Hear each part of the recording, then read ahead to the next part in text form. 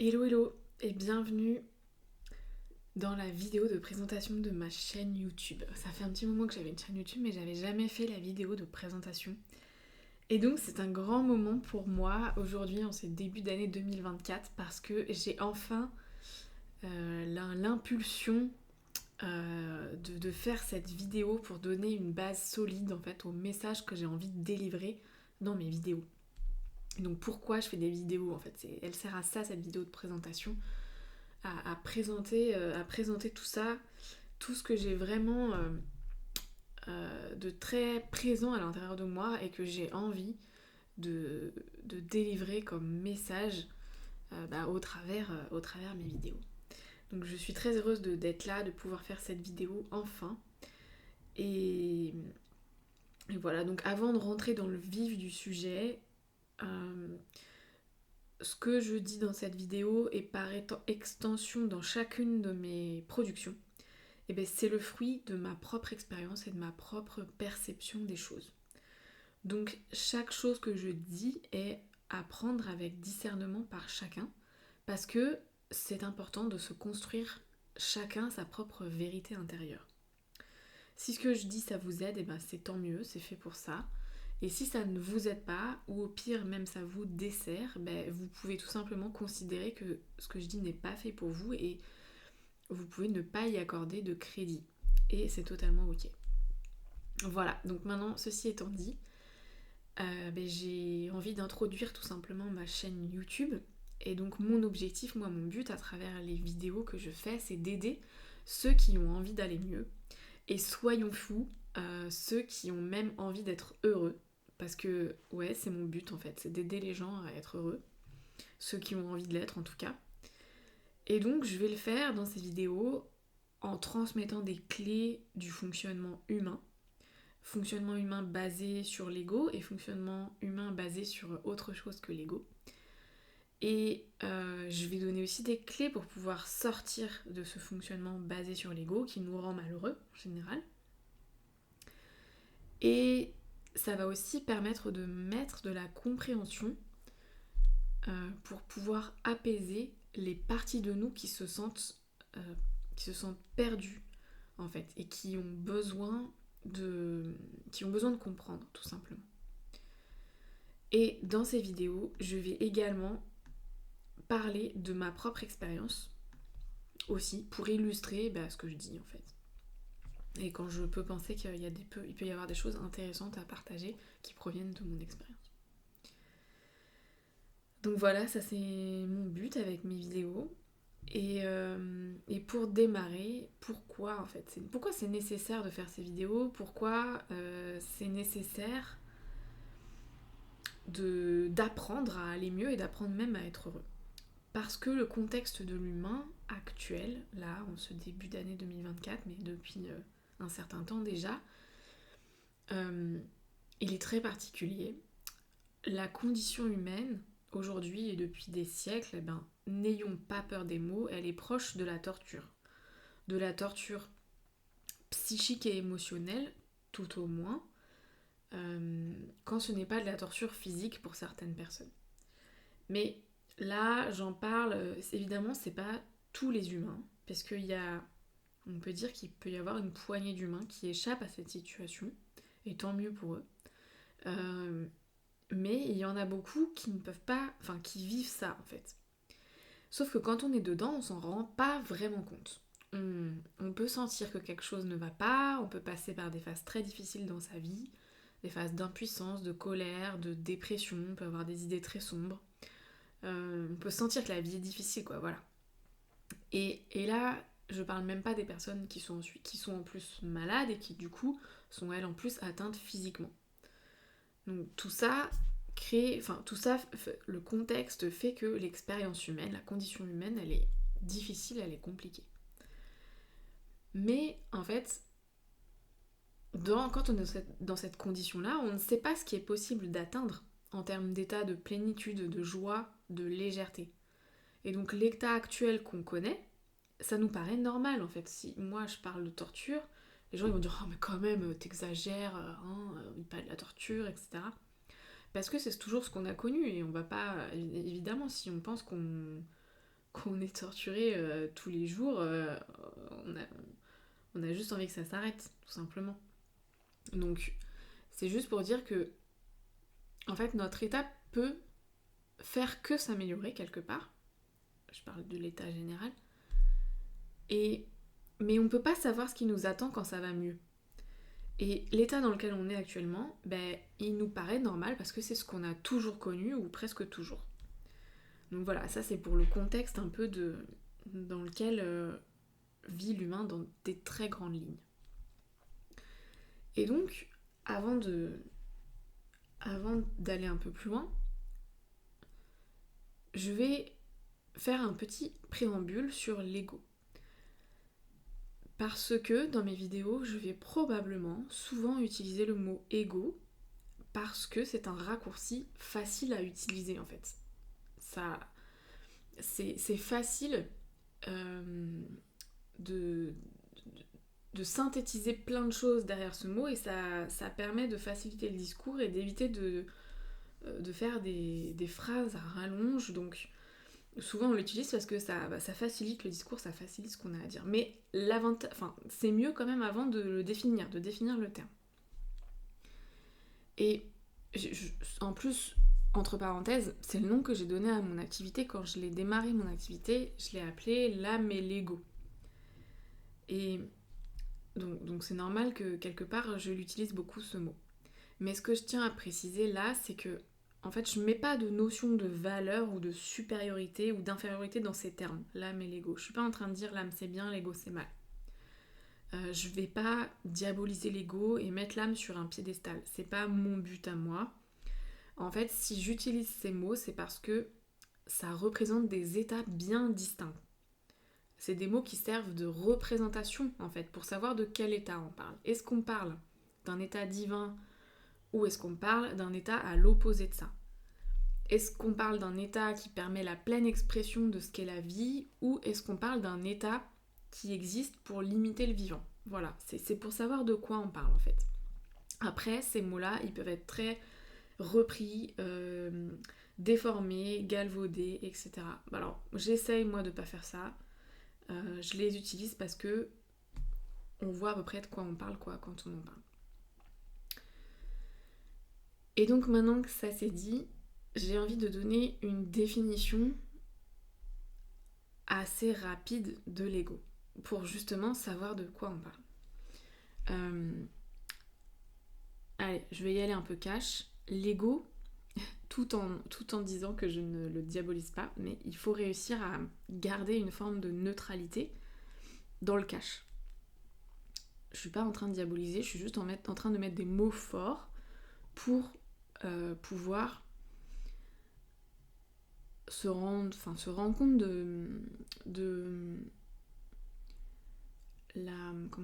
la puissance en fait des mots. Donc l'ego, c'est une prison dans le sens où nous sommes enfermés dans notre monde d'illusion. L'ego, c'est notre monde d'illusion. Je vais préciser un peu. En fait, le but de cette prison, quelque part, c'est de nous protéger de la souffrance. On peut prendre une image très simple pour se représenter ça. Alors voilà, moi je suis dans une cellule. Donc dans ma cellule, il y a des murs, des barreaux, une porte, etc. Donc en fait, dans ma cellule, je suis protégée du monde extérieur. Et donc ce qui pourrait me faire souffrir, je suis protégée de ce qui pourrait me faire souffrir provenant de l'extérieur. Sauf que, en m'enfermant dans ma cellule, je me coupe de la vie. Je ne suis plus en contact avec la vie, je suis plus en contact avec l'extérieur justement. Donc, je souffre de plus en plus. Parce que l'énergie de vie, c'est l'amour. Et se couper de l'amour, c'est mourir à petit feu. Donc c'est exactement ce qui se passe dans le monde.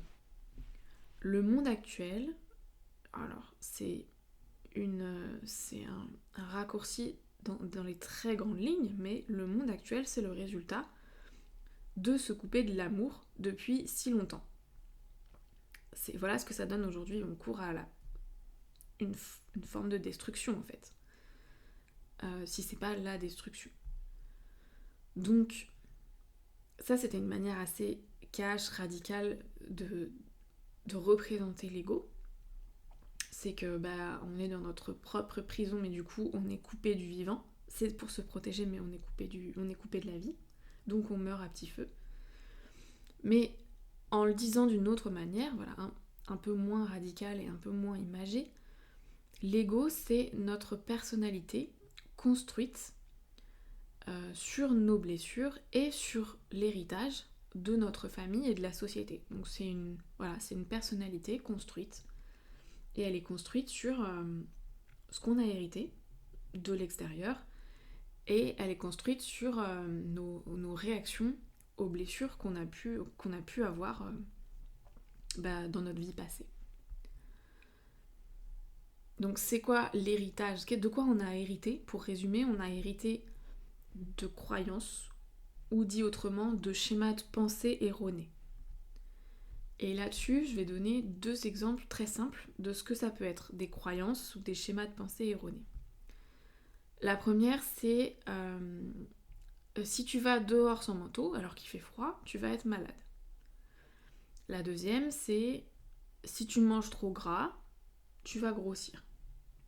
Donc voilà, ça c'est 2 exemples très simples qu'on peut entendre assez facilement dans la vie quotidienne. Et pourquoi je dis que c'est une croyance, ou alors que c'est un schéma que c'est un schéma de pensée erroné. En fait, ce qu'il faut regarder, c'est que c'est un schéma de pensée parce qu'il y a une logique. Il y a une logique de cause à effet. Donc il y a un schéma, quelque part. Il y a une logique qui est suivie. Et schéma de pensée parce que c'est quelque chose qu'on a intégré dans nos pensées. Ah, si je mange trop gras, je vais grossir. Voilà, cause-effet. Si je vais dehors sans manteau, je vais être malade. Cause-effet. Donc voilà, c'est des schémas de pensée. Et en fait, il faut se représenter que les schémas de pensée qui constituent notre ego, il y en a des un peu plus complexes que ceux-là. Ceux-là sont très simples, c'est pour comprendre. Et en fait, notre ego, c'est en réalité tout un agencement de schémas de pensée simples qui donnent au final une structure complexe. Voilà, c'est une somme, une accumulation de choses simples de ce type-là et qui donne au final quelque chose de complexe. Et donc c'est complexe et erroné parce que c'est basé sur des choses qui ne sont pas nécessairement la réalité. Et donc cet assemblage de schémas de pensée simples, ça donne la structure de pensée erronée de chaque individu. Et la société étant la somme des individus, les structures de pensée erronées de chaque individu se combinent ensemble pour donner la structure erronée de la société. Donc voilà, j'ai essayé de faire une explication le plus simple possible pour que ça permette de comprendre que le changement de la société, il va passer par un changement en profondeur des individus. En fait, chaque individu, en reformatant sa structure erronée, en remettant en place une structure qui est vraiment propre au vivant, chaque individu va pouvoir contribuer au changement collectif. Donc voilà, ça c'était un peu la définition de ce que c'est l'ego et la représentation de ce qu'il est en fait chez l'individu et de ce que ça donne dans la société. Mais du coup, maintenant pour aller un peu plus loin, on va regarder avec ces 2 mêmes exemples comment l'ego agit sur notre réalité, parce que si l'ego il est tout seul dans son coin et que ça fait rien, j'ai envie de dire ça gêne personne. Sauf que le truc c'est que ça agit sur notre réalité, c'est ça qui fait qu'on est malheureux au final. Donc voilà, et les 2 exemples que je vous ai donnés, vous pourriez très bien les trouver un peu controversés et dire oui mais bon c'est vrai, si on sort dehors sans manteau alors qu'il fait froid, on va être malade. Et pareil pour le fait de grossir en mangeant du gras, c'est vrai. Alors, je suis pas en train de dire que c'est pas vrai. Par contre, l'idée, c'est que quand on a ce genre de raccourci de cause à effet dans notre tête, on en fait des vérités générales. Et donc c'est là où c'est problématique. Parce que finalement, si on regarde ces deux choses, ça peut être vrai pour certaines personnes et pas pour d'autres. Il y a des personnes qui vont manger gras de ouf et qui vont pas prendre de gras du tout, ça existe. Et il y a des personnes qui sortent dehors en t-shirt en plein hiver et elles ont chaud. Donc ça existe aussi. Donc c'est intéressant de prendre ces simples exemples pour comprendre comment l'ego agit sur notre réalité. En fait, ces exemples-là, ça peut être vrai pour certaines personnes, dans le cas où c'est vrai, parce que c'est ce qui s'est passé pour elles à un moment donné de leur vie. À un instant T, c'est ça qui s'est passé. Et une autre raison pour laquelle ça peut être vrai, c'est que ça peut être vrai pour certaines personnes parce que c'est ce qu'elles croient comme étant vrai. Et donc, ça se produit. Et c'est comme ça, en fait, que l'ego agit sur la réalité. Parce que quand on fait d'une relation de cause à effet comme ça, quand on en fait une vérité pour soi, mais ça devient une croyance. Et comme notre esprit est créateur, il va créer les conditions pour que ça arrive, et donc ça devient vrai. Et donc on renforce cette croyance qu'on avait déjà. Et ça nous fait tourner en rond dans une expression de la réalité qui représente juste, cette expression de la réalité représente notre système de pensée, cause-effet, mais erroné. Parce qu'on en a fait une vérité en fait, qui devient la réalité. En fait, l'ego, il agit sur notre réalité et il fait advenir dans notre vie toutes ces choses qui sont à l'intérieur de lui-même, à l'intérieur de cet ego. C'est le principe créateur qui est appliqué à l'ego. Et donc, ce qui est important de souligner et d'avoir conscience, c'est que l'ego, c'est une personnalité erronée quelque part. Elle est construite, mais ni nos blessures, ni l'héritage de ce qu'on a, ni l'héritage qu'on a reçu, n'est nous-mêmes. En fait, on n'est pas nos blessures, on n'est pas cet héritage. Par contre, on croit qu'on est notre ego qui, lui, s'est construit par rapport à ça. Et donc, si on se construit sur des blessures et sur un héritage lui-même construit sur des blessures, faut être clair, ou sur une méconnaissance des principes du vivant, en fait, si on prend ça comme notre manuel de vie, forcément on finit toujours malheureux. L'ego finit toujours par rendre malheureux parce qu'on n'est pas nous-mêmes. On n'est pas la vie. On n'est pas en train de laisser la vie s'exprimer à travers nous. Et donc on n'est pas en contact avec l'amour qui est l'énergie de l'univers, tout simplement. Donc voilà cette introduction sur le principe de l'ego et pourquoi ça nous rend malheureux et comment ça agit sur notre réalité. Voilà quelque chose dont je vais pas mal parler dans mes vidéos. Et donc, pour en revenir sur ce que je veux transmettre, c'est que ça, c'est un levier de changement dans notre vie. En fait, si vous avez une sensibilité pour ça, pour ce dont je parle, ça peut être un changement majeur, ça peut permettre un changement majeur dans votre vie. Tout le monde ne va pas y être sensible et tout le monde ne va pas utiliser ça, cette approche, cet angle-là comme levier de changement. Et c'est normal. Mais si c'est quelque chose qui vous parle, cette compréhension-là de pouvoir agir là-dessus, j'ai envie de dire, tant mieux parce que c'est vraiment un levier de changement de notre vie. Et c'est d'une simplicité extrême quand on y pense, parce qu'il suffit de regarder notre réalité pour voir notre ego dedans. Puisque le principe créateur est appliqué à l'ego quand c'est notre ego qui est aux commandes de notre vie. Donc ce qu'on crée, la réalité que l'on crée, on peut juste voir notre ego dedans. Donc ça nous permet de voir ce qu'on a à l'intérieur de nous. Et donc on peut agir dessus. On dit, ah, c'est ça que j'ai à l'intérieur de moi. Ah d'accord, je veux plus ça. Ah très bien. Voilà, tout simplement en fait. Dans les faits, ça peut devenir aussi simple. C'est ça qui est magique et magnifique. Et au début, c'est pas aussi simple, mais on peut y arriver. Et donc quand cette prison de l'ego, quand cette structure de schéma de pensée erroné qui est à l'intérieur de nous, elle se dissout, on voit en fait, on peut percevoir cet infini de potentiel qu'est la vie, on aperçoit à quoi la vie ressemble vraiment, et c'est juste dingue en fait.